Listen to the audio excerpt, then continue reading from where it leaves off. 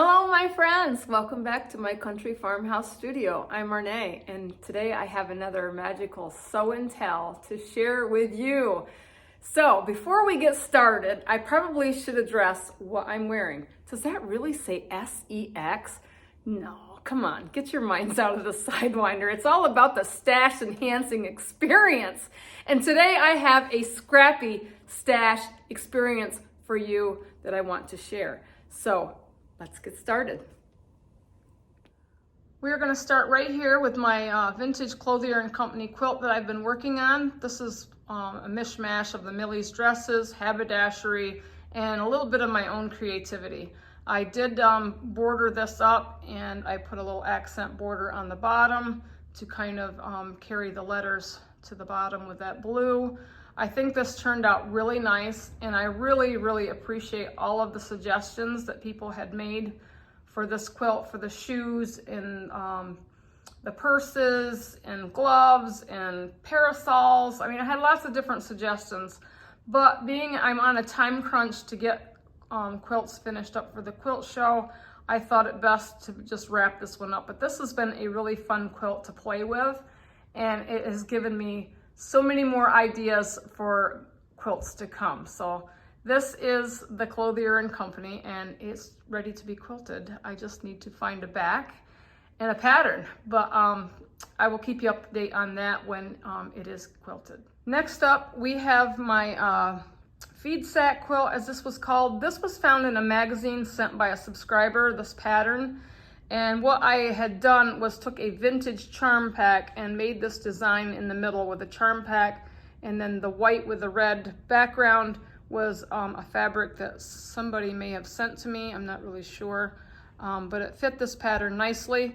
My cutoffs from some of the corners, I had sewed them together and floated them in the borders, and you can kind of see I have little pinwheels that float all around inside the yellow border, and then on the outside border is this blue, and I have took some of the leftover charms and floated them in the outside border. So I'll kind of go along here and kind of let you see.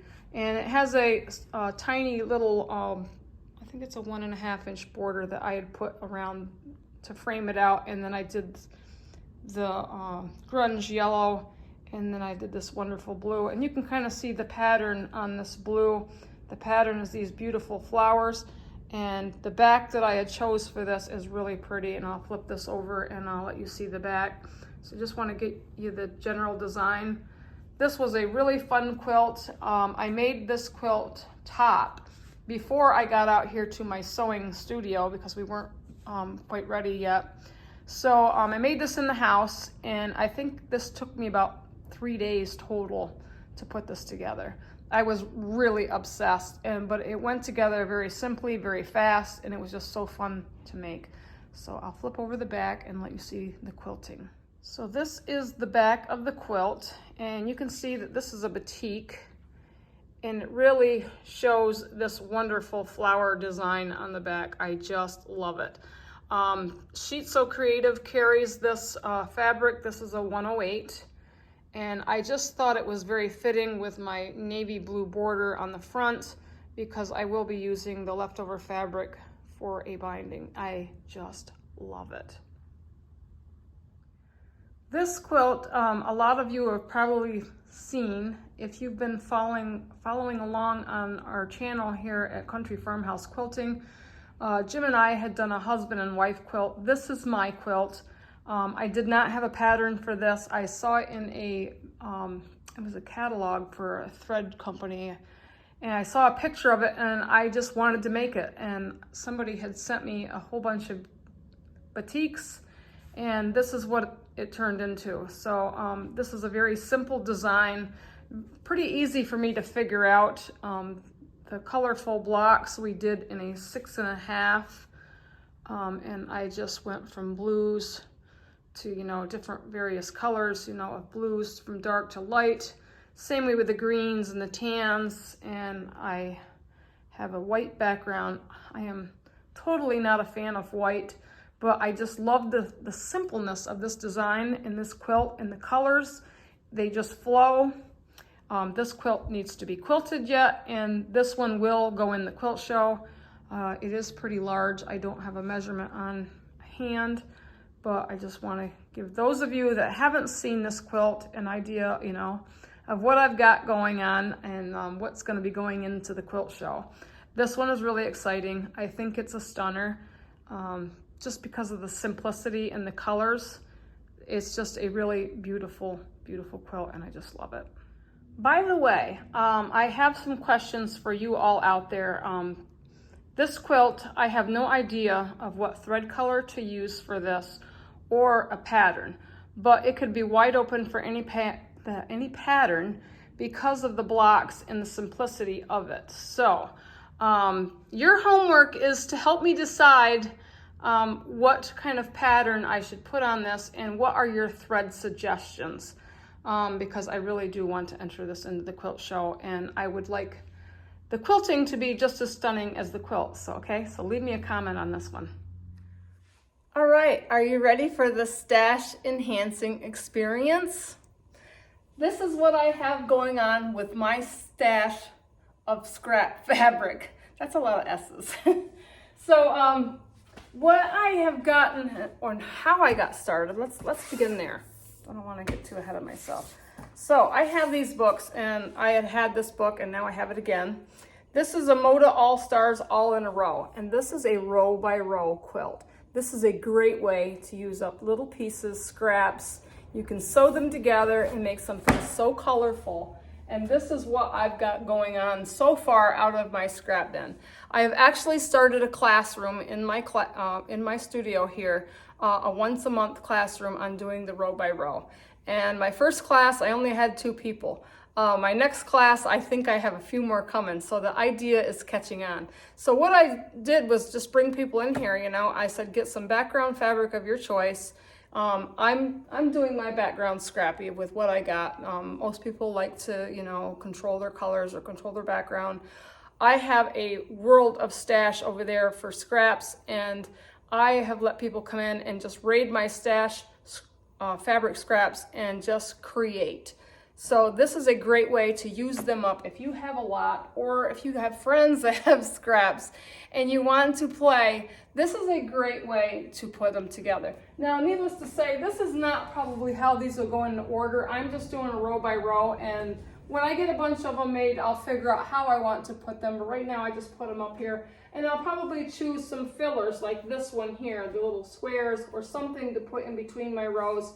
And then when I get a whole bunch of rows, I'm probably gonna frame it all out with, you know, a couple of frames of whatever, you know, for your border fabric. But this is just a fun and whimsical quilt, and I am having so much fun putting this together. So my first row was the rabbits. I've been wanting to do this one for a long time, and each one of these rabbits are little pieces. I've got a thread on there. I didn't cut that yet. So they are all little pieces that I have overlapped and positioned. I've used a heat and bond and some little pieces of brown fabric. Same way with the flowers. They were little, the butterflies.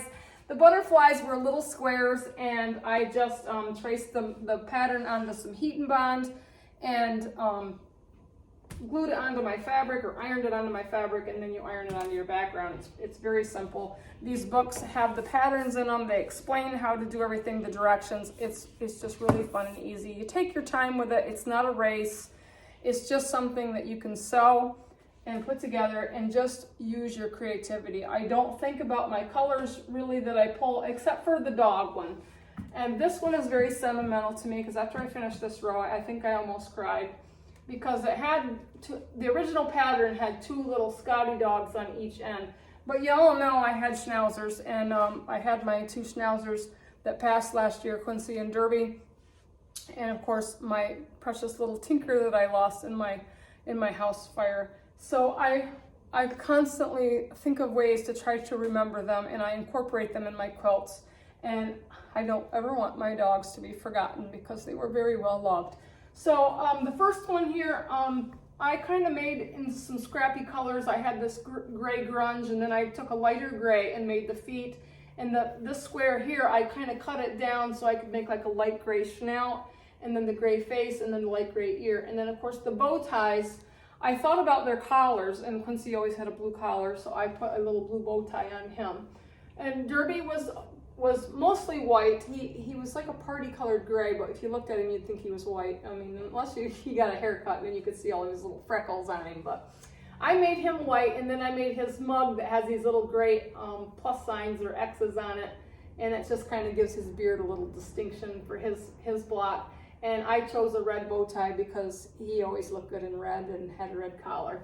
And my little Tinker here, he was a chocolate morsel of goodness, and he was all chocolate, so I chose this little variegated brown and made him a chocolate schnauzer, and I made him the little teal bow tie because that was his color. My pinwheels were a mini charm pack, and they were all dog related with little dog sayings and footprints and bones and dog toys, and I thought they were perfect for my pinwheels, so I chose them out of a mini charm to put in with my dog, my little doggy, because I just, it's very sentimental to me. So the middle one here, this was supposed to have a pinwheel in it, and I think the pinwheel is supposed to be up here, but I took that pinwheel out and didn't put that in there so I could put in a third dog, because they had just two on the end in the pattern, and they had the pinwheels that kind of bounced up and down. So I incorporated all three of them in there, and that was just kind of my tribute to them. Also, the little hearts up here with their names on them was my idea to put their names in my quilt, because like I said, I want to remember them. So I haven't told you all yet that we are a Bernina classroom now through Hoover's Bernina in Mifflinburg, PA. So we have a Bernina and 4 Burnett's sewing machines in here for people to come in and sew on. So if you are local and you want to come and sit and sew, you can come and sit on a brand new Bernina or Burnett sewing machine, and if you like it, you can purchase one through us through Hoover's Bernina. So we did use one of the machines. It is an embroidery machine. One machine is a Burnett. It is a Yahan, I think. It's a pretty machine. And it sews and embroiders, but we have just left it set up for an embroidery machine, which I think would be great for personalization of things, which it came in great with the names that I put on all of my hearts. So I put Tinker's in a variegated brown, Derby's in a variegated gray and white, and Quincy's in like a black and white salt and pepper kind of look. So it makes it nice to have their names embroidered in there. So anyway, I've got the rabbits. These were applique. My clothesline was also applique with a little close. The dresses and the ruffle are 2 different pieces to give it, you know, that separation. There's a t-shirt, there's a pair of shorts. I would like to put like some little applique buttons on these or something to kind of make it look, I don't know, just kind of jazzes it up. The heart is in there, and I found a little piece of fabric that said God Bless America, so I cut it out and I appliqued it into the heart. There is another saying in the book, so if you get the book, you can get some ideas. The socks were just plain. I added the red heels and the red toes to these because I just thought it gives it that extra little something that I like. Another dress and a pair of pants. And I had stitched the pants. I stitched like a pocket line and a zipper line and the belt loops on the pants. And these little flowers I kind of incorporated because when I was making this and I was stitching on I just finished stitching on the clothespins. And that was another idea of mine because in the book it didn't have the clothespins, but I just took some little pieces of brown, put some heat and bond on them and stuck them on there, and I sewed everything down with a straight stitch as close as I could to the edge. And I had some mini rickrack that I had put on for my clothesline. So anyway, I'm getting to the flower. Something got on my quilt. I don't know what it was, if I touched it or something, and it wouldn't come off. I tried to wipe it. So I thought, well, to fix that problem, I put an applique on it so you can't see the spot that was on there. So I just fussy cut out a piece of flower on a scrap piece of fabric I had, heat and bond it, made a little stem, and stitched it all down. And then there was a couple other ones here, and I thought, well, I'll just incorporate these on the bottom so they look like they're growing up toward the clothesline. So it just really makes it, so this is where your imagination kicks in. My imagination works overtime and keeps me up at night sometimes, thinking about how I want to do things. So creativity at its best for me. So the house is up top. These are very simple. I didn't really think too much about the colors in these. I would have liked to jazz them up a little bit more, but I'm just kind of in a blank space. But I just like the colorfulness of it. And I did find some fabric with some little dogs in it, and this one looks like Millie. So of course I had to incorporate Millie into a little house. And then there was another little dog over here that I found in the scraps, the same scrap that I got in that one. And this one reminds me of my Cocker Spaniel that I had years ago, and his name was Kyler. So I kind of put them in the doorways of the house. And then this piece with the little cars was just a long strip that was in my my scrap bin, and I think I had found that in a bag of scraps at one of the Salvation Armies or something. And I pulled it out and I thought, oh my God, it's so fun and whimsical, but it wasn't long enough for to put in my quilt. So I just added some ends on it, but they're little cars with little foxes in them. And I thought, this quilt, this gonna be quilt is gonna be so whimsical and so fun, because it's just taking my scraps and making something fun with them. So you'll have to stay tuned with this one to see how far I get on this and how it turns out, I guess I should say, because I'm still trying to pick out more rows and figure out filler rows. But this is just something that I'm playing with, and I was kind of glad that the dress quilt was done so I could concentrate more on this, because this one is really fun. And speaking of fun, my neighbor around the corner, she is one of my girls that's in my class, and she is obsessed. And I wish I had pictures, and I might have some on my phone, so if I can get Jim to pull them up, maybe I can post them at the end so you can kind of see what she has done. She's done birds, hedgehogs, trees, owls. Oh my gosh, the owls were so cool. I think the owls were in this new book. Yeah, she did this row of owls on this book. And so this is another Moda All-Stars, and it's called All in a Row Again. So they have two books, the All in a Row book. I had this originally. It's a 24 row by row quilt designs. Great way to use up your scraps, and they have lots of ideas on the back. There's little birdies. I'd like to do that one too. That's another applique. I am an applique junkie. I love it. This has a lot of beachy stuff in it too, and so doesn't this one. So this one has some butterflies and flowers, little campers, mushrooms, beach houses, stars, the owls, of course. I think the hedgehogs are in this one, but let me just check and so I can kind of show you. Yeah, here's the hedgehogs. My neighbor did them in colorful, and they're just so whimsical, so gorgeous. Hers is more outdoor themed, and I think she's just about got it done, and she's told me she wants to make another one. So here's one with little beach houses, and then they have like the little snail trail design underneath them. But these books are really super fun. So, oh yeah, here's another one I want to do. This is bird houses, and I'm thinking, oh my gosh, you know, all these, I think this one's pieced, and then maybe the bird house hole might be an applique on it. But I think that one would be a fun one to put in here too. I like the animal theme. I love the clothesline, the rabbits. I mean, that was my first one. They're just so much fun. So if you can find these books, you can find them on used books too on Amazon, or I don't know, look around in your local quilt shop. Maybe it might carry them, or they might know where to get them, but I would suggest looking online for the Moda All-Stars All in a Row and the All in a Row Again. These are super fun for your fabric stash enhancement. So yeah, so I would love to know your thoughts on this, the scrap stash enhancement. And what would you do? So it's a great way to use up scraps. Stay tuned for more, because I know there's going to be more. And I'm going to conclude it here for now. And stay tuned for pictures at the end. I look forward to reading your comments. So stay tuned and have a great day. Bye.